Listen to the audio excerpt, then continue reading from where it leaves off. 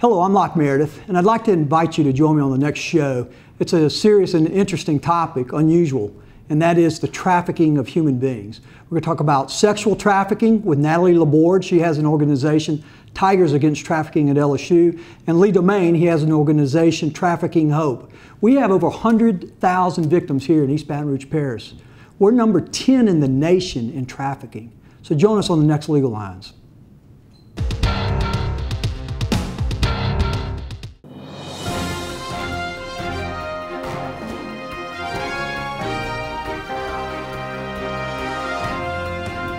Hello, I'm Locke Meredith, and I'd like to thank you on behalf of myself, Sean Fagan, and Corey Ogeron, and our entire staff for letting us come into your homes for the last 10 years via Legal Lines. We hope that you've come to a greater understanding of how the law works and how the government works for you. So from all of us, thank you.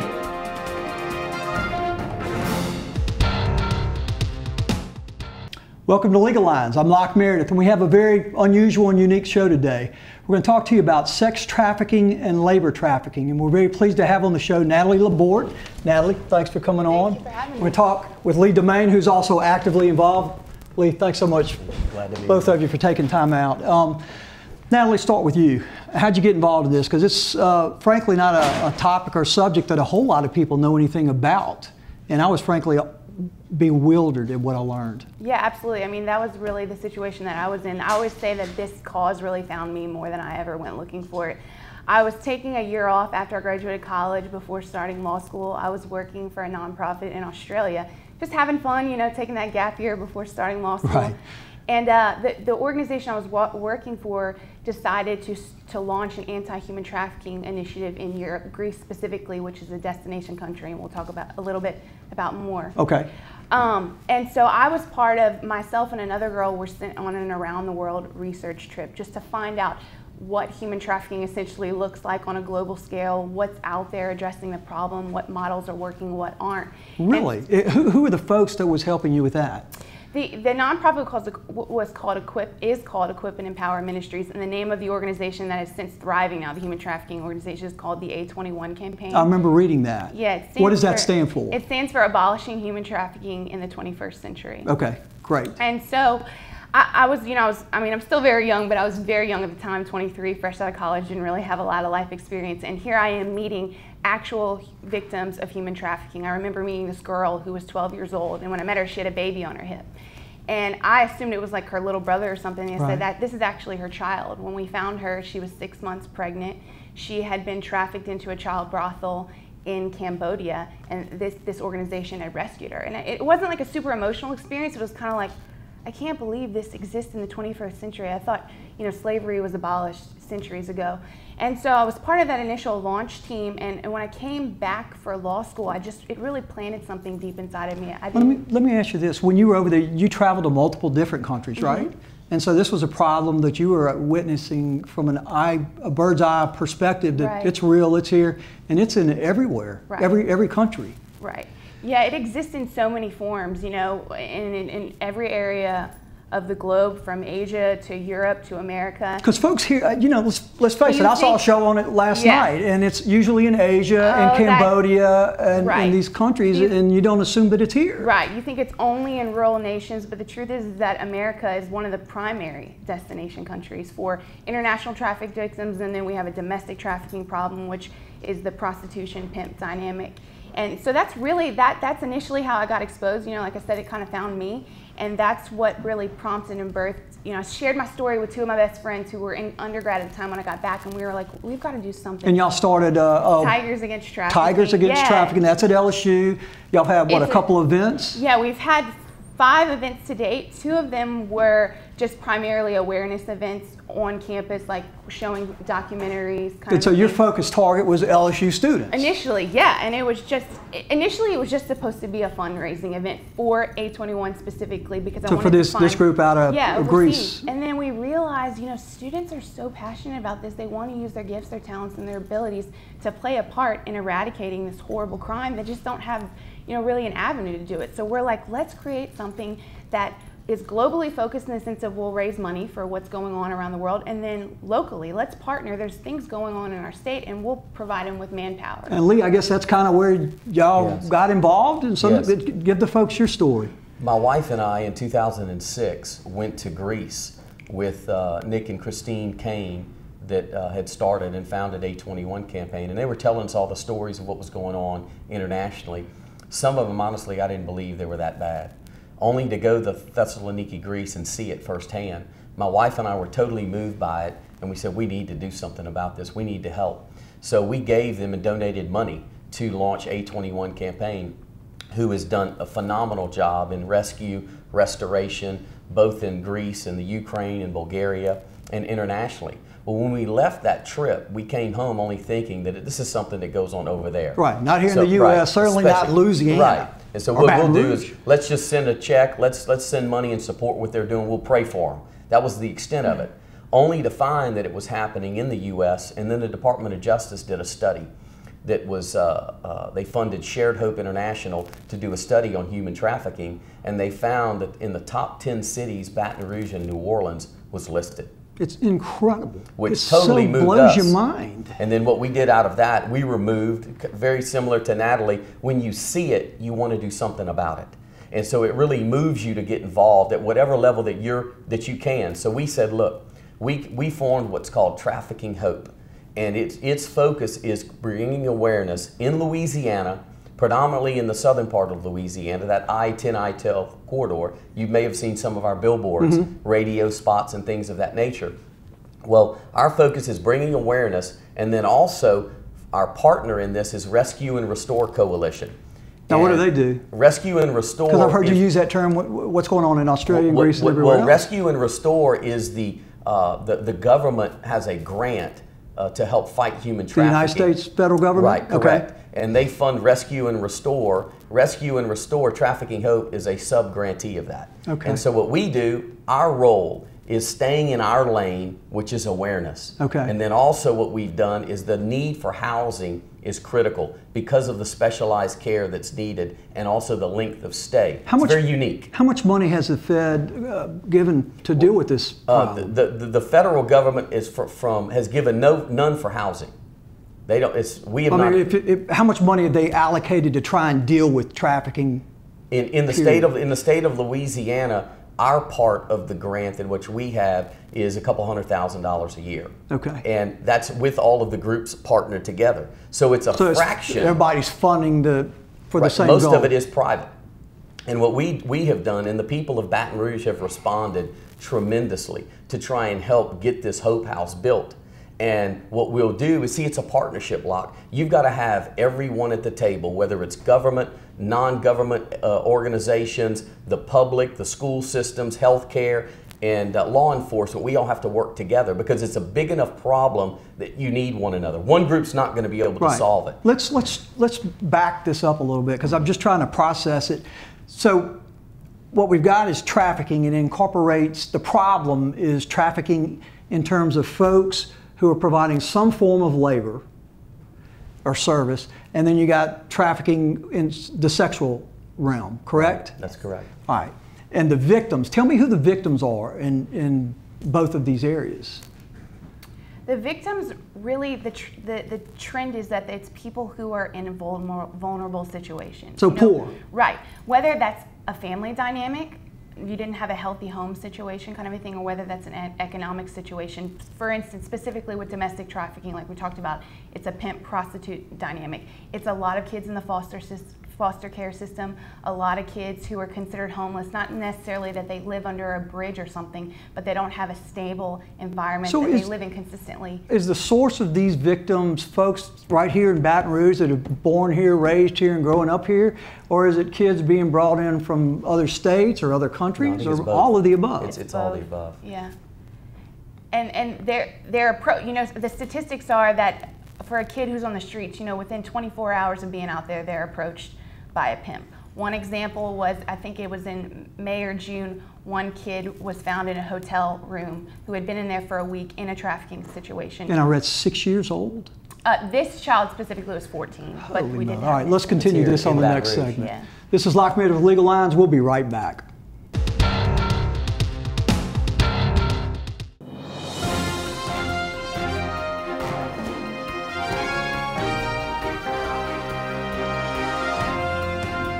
Hello, I'm Locke Meredith, and I'd like to thank you on behalf of myself, Sean Fagan, and Corey Ogeron, and our entire staff for letting us come into your homes for the last 10 years via Legal Lines. We hope that you've come to a greater understanding of how the law works and how the government works for you.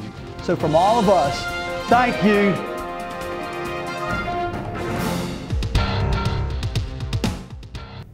Welcome back to Legal Lines. I'm Locke Meredith, and again, we have an unusual show for you today. We're talking about trafficking of human beings.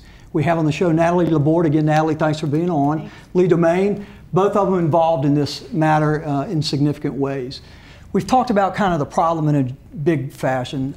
Let's talk about the victims. You indicated that oftentimes they come from broken homes or cultures where they're not really provided for, poverty, but that's not always the case. Tell the folks what you're seeing out there. You know, the reality is that victims have so many faces. You have situations where it's literally the girl next door, you know, a 15-year-old who's in a high school, like could have been one of the kids that I went to school with, who's in a situation where her boyfriend is forcing her to prostitute.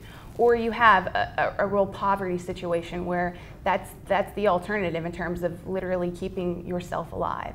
So there's such a wide range of people who are caught up in this, and it's really going to take a community effort to just identify the problem, learn what you're supposed to look for, and be the response, be the change that really helps rescue these people. Lee, when I hear it discussed, I think at least for me, I tend to associate the trafficking with prostitution, and prostitution has been a problem from the beginning of mankind, it seems like.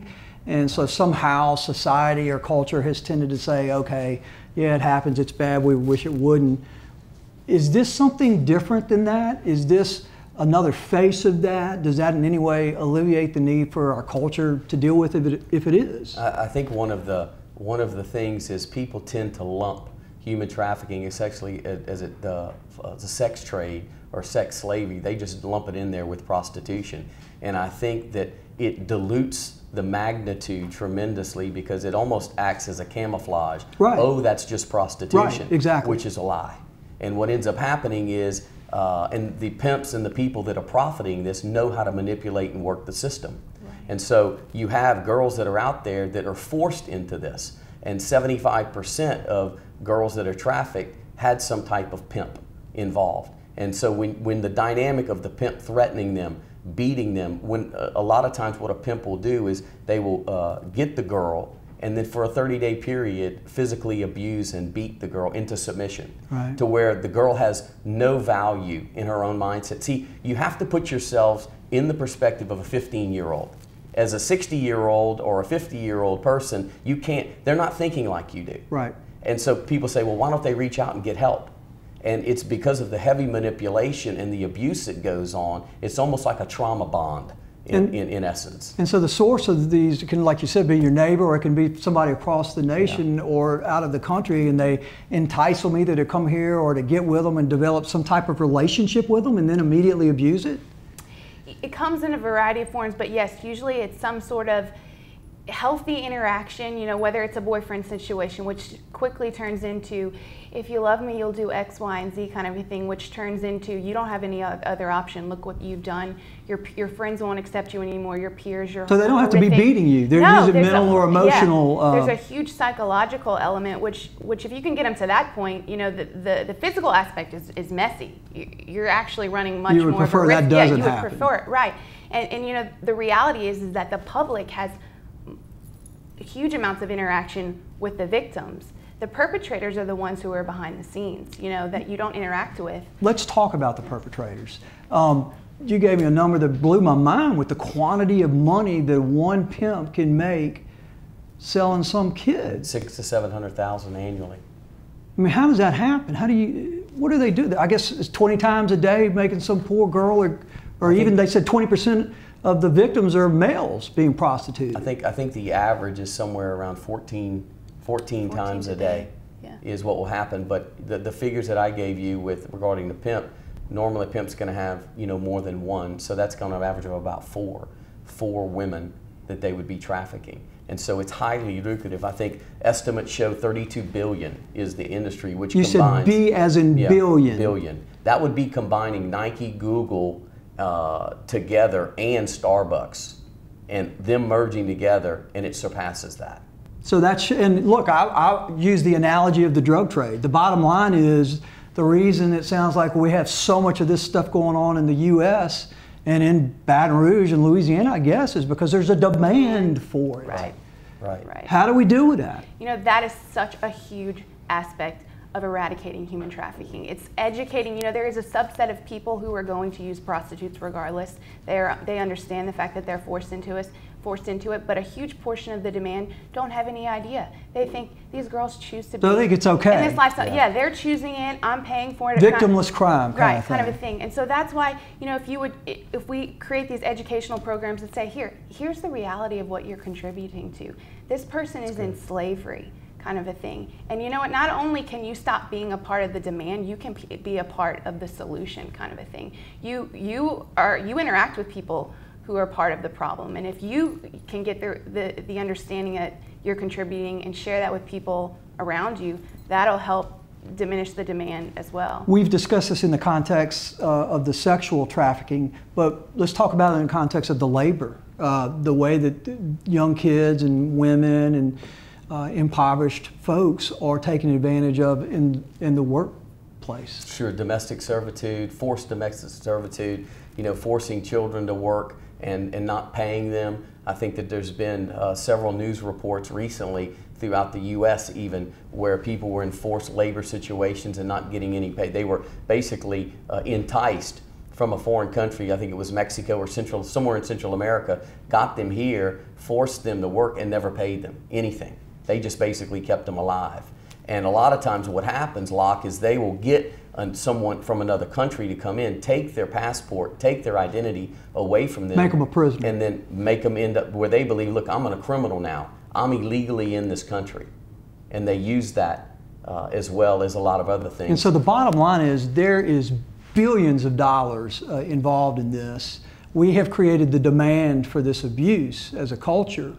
And Louisiana is in the top 10. Right, yeah, we have such a sexually charged culture with, you know, you have the strip clubs and pornography industry, which people think are separate from human trafficking, but it's all intertwined. Girls who are prostituted are usually involved in the pornography industry as well, and so it's just fueling and fueling and fueling. All right, so we've identified the problem. We've talked about the victims. Give me some telltale signs, though, of victims. What are the things that you look for to say, you know what, this is somebody I might need to be sensitive to and have my ears and eyes open? What are we looking for? You know, just to give you like a practical example, say it was a medical service provider and a girl came in on an international trafficking situation. A girl comes in who doesn't speak very much English. She's always with some sort of chaperone kind of a thing. She can't even go to the bathroom without someone walking with her to the door. You know, that would be a control. Situation. Right. Control, or even in a prostitute control situation. And communication. Yeah, the pimp will usually be with them. Just a sign that someone doesn't have the ultimate authority to make their life decisions, you know, kind of thing, which you can recognize in the situation that you're in, kind of a thing. And so that would just be something that people need to be acutely aware of. I guess there are physical signs also that you have to look for. Abuse, physical abuse kind of a situation. But usually... And then mental and emotional turmoil. All right, we'll continue this on the next segment. This is Locke Meredith with Legal Lines. We're talking about trafficking in the state of Louisiana. We'll be right back.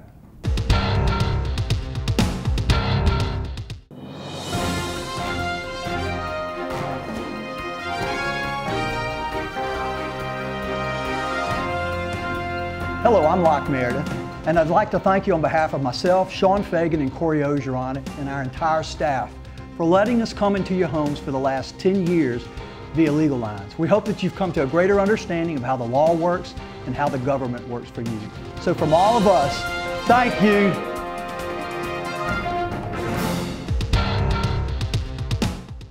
Welcome back to Legal Lines. I'm Locke Meredith. Again, an unusual show today. We're talking about trafficking of human beings, talking with Natalie LaBord and Lee Domingue. They've been actively involved in this problem here in the state of Louisiana and the city of Baton Rouge. We were talking about the characteristics that victims display. They're being controlled. There's always somebody around them. They have the limited ability to communicate. I imagine there's physical signs also, guys. What would they be? I think some are STDs. I think that you have, you know, looking for different areas of bruising, different areas of where they've been physically abused. I think, you know, your child all of a sudden is becoming very distant from you, not I was wanting going to say, eye I contact. bet these folks are things of that nature. withdrawn, Right. don't want to talk, they Antisocial, feel Right. worthless, Right. and that's communicated. Absolutely. Right. Either visually you can denote it, or they're going to say something about it, I guess, sooner or later. Right. The concern that I have, and we talked about this just a second ago, is what really concerns me is that somebody that doesn't know anything about me comes along and says, I think that kid over there, who might be my daughter, is being trafficked. And all of a sudden I have law enforcement knocking on my door. And I realize that's a risk that we have, and you have to balance this.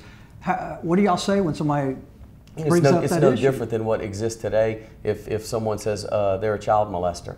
I mean, you have that same type of, law enforcement. Yeah, but that doesn't make me feel happy. Right. No, I agree. I'm not minimizing the problem. Yeah. I'm just saying that's a rub that we got to figure out. There's Right. got to be a system in place that makes sure that there's not abuse. Yeah. And yet, on the other hand, you want to protect the helpless, and I understand that. Right. I think practically speaking, that's not been the problem. The problem has been silence Nobody and says inactivity. anything. Right. That's definitely, a situation that's a possibility, but that has not been the side that we've tended to err on. Okay, and let's kind of a face it, thing. the bottom line is the law enforcement personnel and the judiciary is in place to make sure that there's appropriate evidence Right. to support the allegation before any significant action takes place. Right. So there are checks and balances in Yes, our society absolutely. and culture, but Yeah.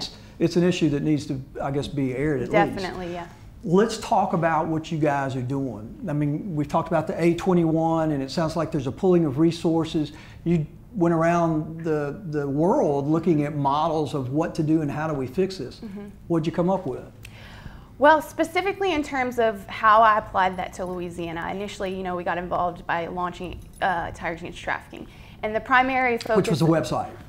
Which is this organization. We have a website, Okay. yes, tigersagainsttrafficking.com. And we're globally and locally focused, so it's partnering financially globally in terms of how we're addressing, because it's a global problem and Right. this is a very global community. But the goals of your organization Right. are what? Right. Awareness. I Right. keep hearing that loud and clear. Awareness, and then providing students with tangible opportunities that they can use their gifts, their abilities, and their talents to play a part. And one way that we specifically done that with is like Lee was talking about with the with the Rescue and Restore grant. One aspect of that is community outreach. And one thing that we specifically did was midnight outreach to the streets where the prostitutes and the pimps, prostitutes specifically are located. Students come on those outreaches. It's connecting with them. Creating It's relationships. not, it's not an initial, you're a human trafficking victim and I'm here to rescue you. Right. It is, hey, I'm here. They don't trust anybody. I'm a probably. resource. Here's a contact card. If most of you have kids. If they ever, we have a toy supply kind of a thing.